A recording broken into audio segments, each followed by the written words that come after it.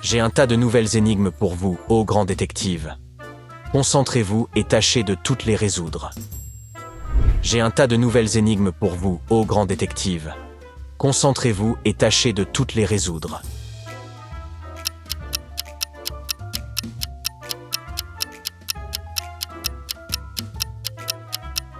Le peintre a commencé à écrire la lettre K, puis une autre lettre, mais il n'a pas eu le temps de la terminer.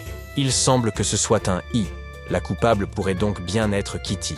Mais d'un autre côté, il semble aussi que l'artiste n'ait simplement pas eu le temps de terminer la lettre L, qui commence également par un trait vertical. Ainsi, le blessé aurait pu tenter de tracer le reste de la lettre L, mais n'aurait pas eu le temps de la terminer.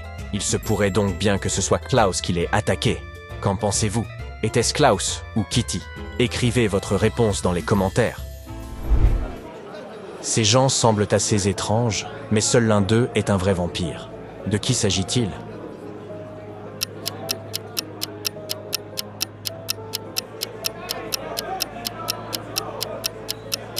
Tous boivent quelque chose de rouge, mais il se pourrait simplement que ce soit de la grenadine. La fille de gauche a une traînée rouge sang près de la bouche, mais ce pourrait juste être son rouge à lèvres qui a bavé. Cet homme a des dents étranges, mais elle pourrait être factice. Quant à la femme de droite, ce doit être elle la vampire. Avez-vous remarqué qu'elle n'avait pas de reflet dans le miroir? Ce couple est sur le point de se marier, quel heureux événement. Mais tout n'est pas rose. L'une des personnes dans cette image est en fait un extraterrestre. Avez-vous repéré cet invité venu d'une autre planète?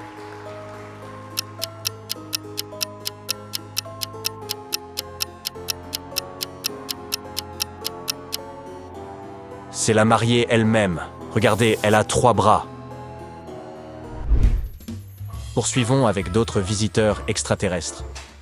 Vous devez trouver un alien parmi ces sportifs. Remarquez-vous quelque chose d'inhabituel à leur sujet?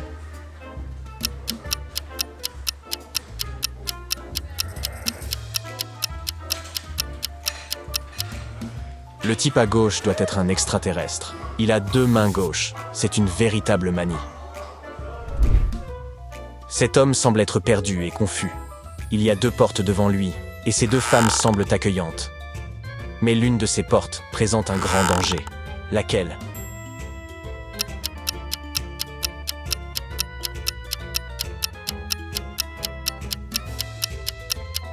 C'est la porte de gauche.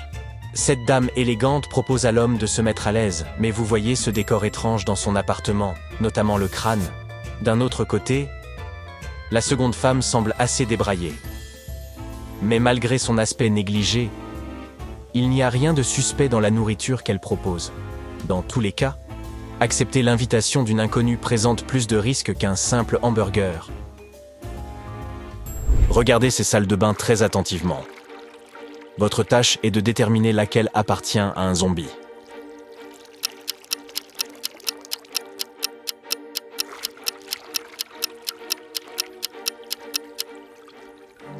Eh bien, ces 2 salles de bain ont l'air plutôt dégoûtantes.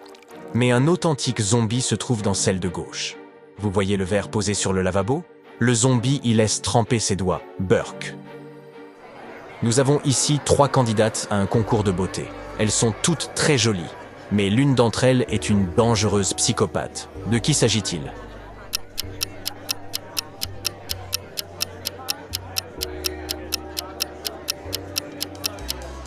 C'est la fille en robe rose. Il y a du sang sur son diadème.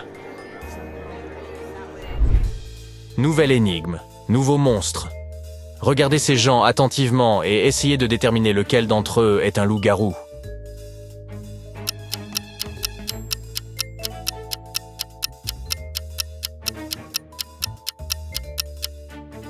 L'homme à gauche porte simplement un masque. C'est assez évident. La femme au milieu a peut-être eu une sorte d'accident, d'où les étranges bleus sur son corps. Cependant, l'homme de droite est littéralement couvert de fourrure, qu'il essaie de cacher sous ses vêtements. Mais sa véritable nature saute aux yeux. Un savant fou a capturé Mark et l'a enfermé dans son laboratoire pour utiliser le jeune homme dans ses expériences. Heureusement, il est parvenu à s'échapper du laboratoire en emportant avec lui 3 pilules. Chacune d'elles agit pendant 10 secondes. La pilule verte lui permettrait de se régénérer. La pilule rouge lui permettrait de devenir invisible. Et la pilule bleue lui donnerait la capacité de voler. Pour s'échapper d'ici, Mark doit traverser 3 pièces. L'une est gardée par un vampire, la seconde est protégée par un loup-garou, et la troisième abrite un maniaque muni d'une tronçonneuse. Quelle pilule Mark devrait-il prendre pour passer chaque pièce?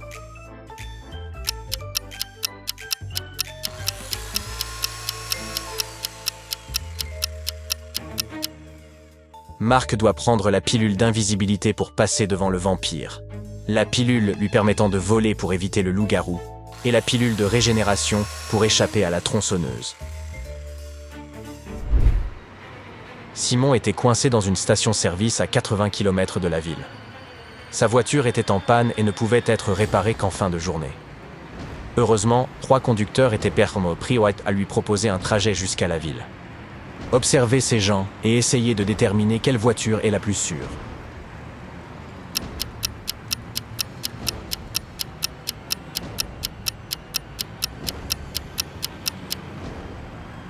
Le conducteur de la voiture rouge est en fait un criminel en cavale. La police recherche son véhicule, il doit avoir été volé. L'homme dans la voiture jaune doit également être un criminel, puisqu'il figure sur l'affiche recherchée sur le mur. Seule cette grand-mère dans sa voiture bleue ne présente aucun risque. Maria Walker, une riche femme d'affaires, collectionnait d'anciennes œuvres d'art. Un jour, elle a réussi à acquérir une figurine chinoise inestimable.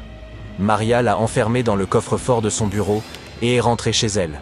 Mais le lendemain matin, la figurine avait disparu. La police avait 3 suspects, tous employés par Madame Walker. Le détective a demandé à chacun d'eux s'il avait pris la figurine. Béatrice a répondu qu'elle n'était pas allée au bureau depuis lundi.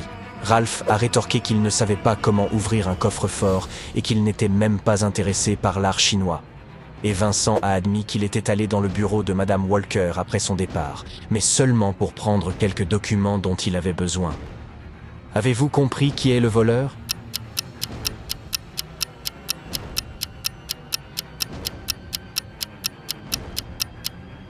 C'est Ralph. Sinon, comment aurait-il su que c'était une figurine chinoise ? Marie enseigne à l'université. C'est le début d'une nouvelle année scolaire, et 3 nouveaux étudiants rejoignent la classe. Quand Marie les voit, elle se rend compte immédiatement qu'il y a quelque chose d'anormal chez l'un d'entre eux. Qu'a-t-elle remarqué ?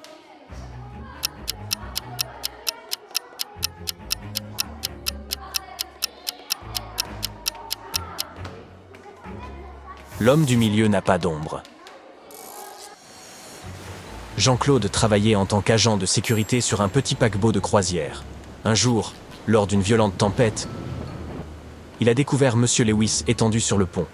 Lorsque l'homme a repris ses esprits, il a déclaré que quelqu'un l'avait frappé à la tête et lui avait volé son portefeuille. Jean-Claude avait 3 suspects. Il leur a tous rendu visite dans leur cabine.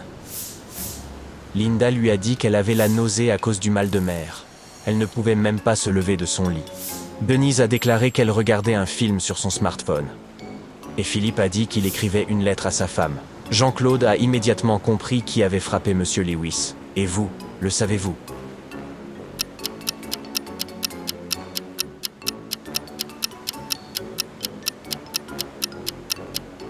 C'est Philippe. Regardez sa lettre. L'écriture est impeccable. Mais il est impossible d'écrire aussi bien pendant une tempête. Regardez ces vieilles dames. Elles sont toutes les 2 sorties se promener. À première vue, elles semblent tout à fait normales. Mais l'une d'elles prépare en fait un mauvais coup. Pouvez-vous deviner de quelle mamie il s'agit ?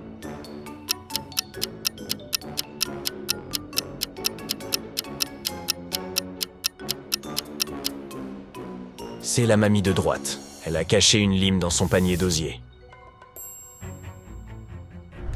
Regardez cet explorateur. Il semble être dans une situation périlleuse.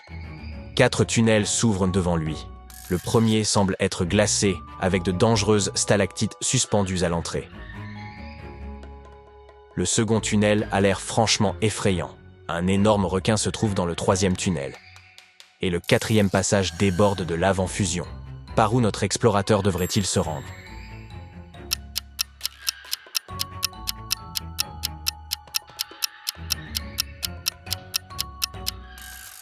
Il devrait choisir le premier tunnel. Avez-vous remarqué ces traces de pas? Cette voie ne doit pas être si dangereuse. Kevin avait faim. Il a trouvé une cafétéria qui servait des burgers et en a acheté un. Après qu'un serveur lui a apporté sa commande, Kevin est allé aux toilettes pour se laver les mains. Mais quand il est revenu, son burger avait disparu.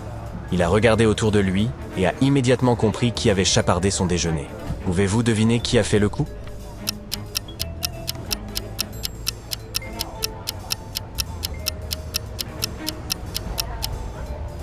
C'est cette jeune femme.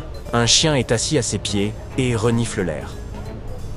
Mais si elle ne faisait que boire son café, ce qu'elle prétend faire, le chien ne s'intéresserait pas tant à elle.